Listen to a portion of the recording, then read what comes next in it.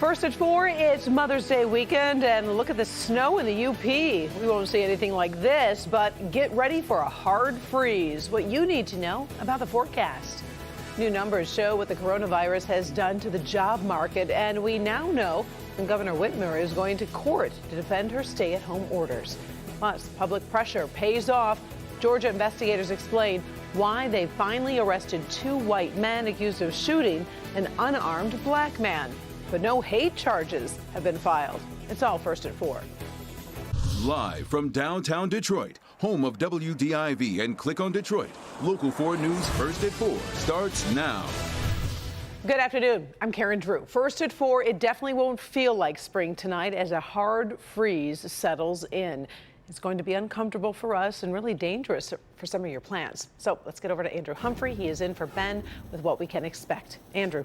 Well, Karen, you're exactly right. We've been talking about this since yesterday at the latest. We already have the Arctic air in place. We got a taste of it this morning and a bigger taste later on this evening and tonight. A hard freeze, meaning a freeze warning in effect for Detroit and most of southeast Michigan. Sanilac County, even though you were not shaded, I prepare for temperatures around freezing or lower later tonight. On top of that, we've got raindrops and snowflakes out there. You can see that here in blue, especially in northern Oakland County and the Sanilac County and along I-69. Not amounting to much, but still certainly is something to talk about. We have sunshine overhead now with temperatures in the 40s, but we'll see temperatures in record territory, upper 20s by tomorrow morning. But what happens after that? I've got your Mother's Day forecast, your 7-day forecast in minutes. All right, thank you, Andrew. Many of you are already feeling the effects. Today, the Labor Department confirmed a massive jump in the monthly unemployment rate. It surged to 14.7% in April. That is the highest rate we've seen since the Great Depression, when the number peaked at 25%. In February, we saw a historic low of 3.5%. New at 5, Help Me Hank offers guidance to finding benefits here in Michigan, from the best days to apply and can you work part-time and still collect. Watch for Hank's special reports tonight at 5.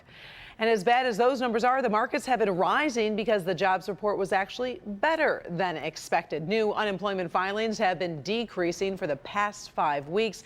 The Dow closed 455 points up. Some good news to end the week. Public pressure like this has led to murder charges against 2 white men accused of shooting an unarmed black man in southern Georgia. But the charges are just the beginning. Devin Skillion following the very latest in the newsroom. And Devin, there's been a lot of anger over this case. Well, there sure has, Karen. Video of the lethal confrontation sparked such strong reaction, not only in Georgia, but all over the world. Georgia's governor called for an investigation, and all of a sudden, things started to happen very quickly. Today, Gregory and Travis McMichael faced a judge charged with murder and aggravated assault. Police arrested the father and son Thursday evening, less than 2 days after the Georgia Bureau of Investigation took on the case. 25-year-old Ahmaud Arbery was shot to death back on February 23rd. Investigators said the McMichaels claimed robbery, that Arbery matched the appearance of a burglary suspect recorded on a surveillance camera. They pursued him armed with guns, with the chase ending in Arbery's death. Previous prosecutors declined to bring charges. I can't answer what another agency did or didn't see, but I can tell you that based on our involvement in this case, considering the fact that we were hit the ground running Wednesday morning, and within 36 hours we had secured warrants for 2 individuals for felony murder, I think that speaks volumes for itself, and that the probable cause was clear to our agents pretty quickly. So justice should have been served. If our law enforcement quit failing African America and go by the law, because ain't no man above the law. Ahmaud Arbery would have celebrated his 26th birthday today. Several hundred people protested in his honor and demanded the resignations of those previous prosecutors that I mentioned.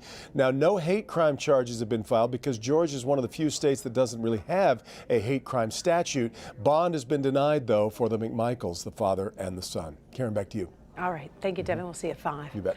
The woman accusing Joe Biden of sexual assault is speaking out on camera for the first time. The former vice president vigorously denies her claims, and Reid's story does have some inconsistencies. I don't really care if people believe it or not. I've had to live with it. And it's just one of those things that's impacted and shattered my life. It changed everything about my life. Reid spoke to former Fox and NBC anchor Megyn Kelly after canceling 2 interviews with major networks last week. She claims the assault back in 1993 changed her life, but she did not mention assault last year when she accused Biden of inappropriate, not sexual touching. Reid says she filled out a complaint back then, but admits she did not list assault on that form. So far, no record of the complaint has been found. NBC News has spoken with people who know Reid. Some say she did tell them about the alleged assault. Others say she never did. Joe Biden has always denied the incident. Women have a right to be heard, and the press should rigorously investigate claims like these. I'll always uphold that principle, but in the end, in every case, the truth is what matters. And in this case, the truth is these claims are flat out false.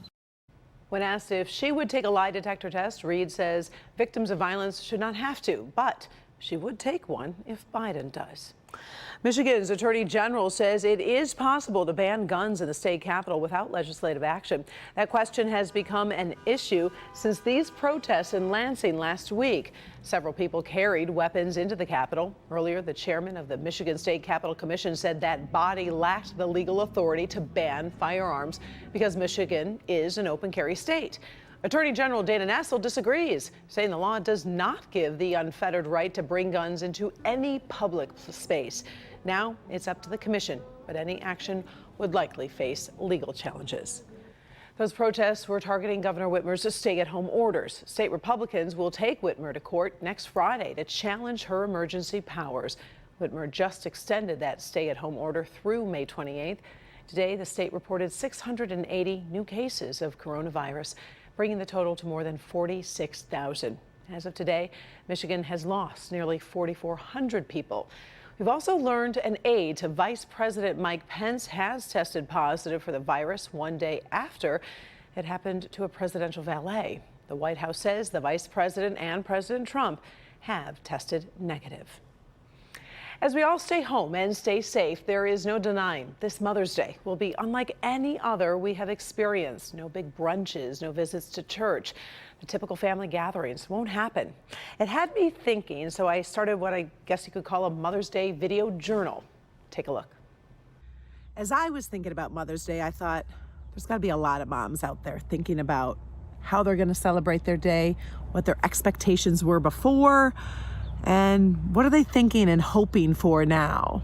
So I asked some of my mom friends. This Mother's Day will be different. We'll be quarantined, which is something we've never had to experience. I just want to be with my kids. I love them. I'm a full-time working mom. I've worked from home for many years, so that part hasn't been new to me or different.